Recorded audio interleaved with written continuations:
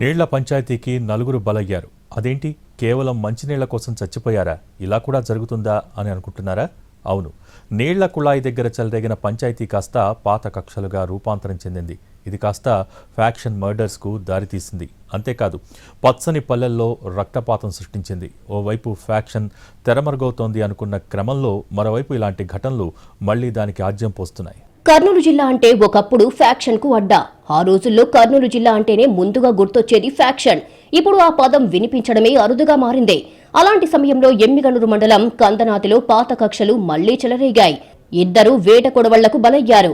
ఇంట్లో పొలం వెళ్లే దారిలో పొలంలో ఇలా వెంటాడి వేటాడి హత్య చేశారు.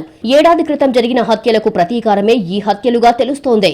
కందనాతిలో ముగ్గురు అన్నదమ్ముల కుటుంబాలపై ప్రత్యర్థులు చెలరేగిపోయారు. పరమేశ్ అనే వ్యక్తిని ఇంట్లోనే దారుణంగా నరికి హత్య చేశారు. ఇతర కుటుంబ సభ్యులు పొలంలో ఉన్నారని తెలిసి మూకుమ్మడిగా కొడవళ్లతో వెళ్లారు. పొలం పనులు పూర్తి చేసుకుని ట్రాక్టర్పై గోవింద, అతని భార్య వీరేశమ్మ వస్తుండగా వారిపైన దాడి చేశారు.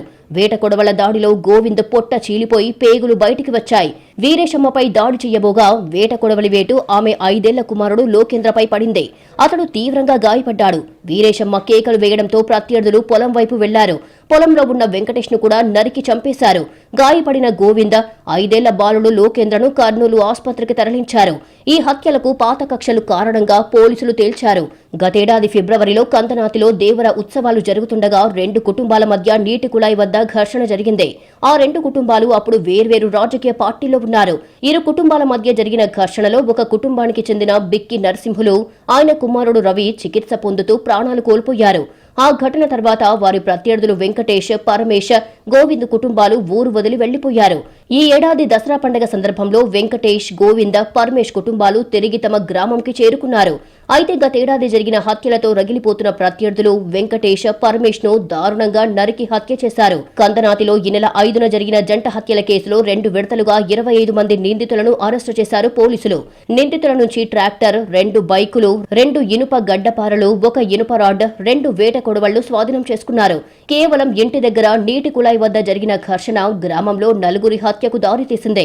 2024వ సంవత్సరంలో ఈ ముద్దాయిలు మరియు దీంట్లో డిసీజ్డ్ ఎవరైతే ఉన్నారో వీళ్ళ ఇల్లు అన్ని దగ్గరలో ఉన్నాయి. దీనిలో బోయ బిక్కి తునకల రవి ఇంటి ముందు ఒక పంచాయతీ ట్యాప్ ఉంది. ఆ ట్యాప్లో వచ్చే వాటర్ ఆ వీధిలో వాళ్ళంతా పట్టుకునేవారు.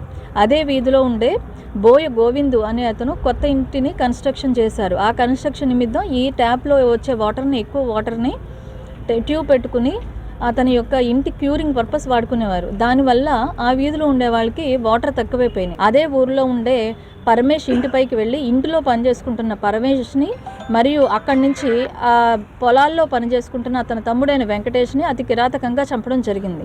ఈ కేసులో ఇన్వెస్టిగేషన్లో ఇప్పుడు 12 మంది ముద్దాయిలు మనకు దొరికారు. వాళ్ళని అరెస్ట్ చేసి రిమాండ్ పెట్టడం జరుగుతుంది. ఏడాదిగా పోలీస్ పికెట్ ఏర్పాటు చేసిన హత్యలు జరిగాయి. ఎమ్మిగనూరు జాతరకు బందోబస్తులో పోలీసులు ఉండగా ఇది అవకాశంగా చెలరేగి హత్యలకు పాల్పడ్డారు. ఇరు వర్గాలు జైలు ఊచలు లెక్కబెట్టాల్సి వచ్చింది.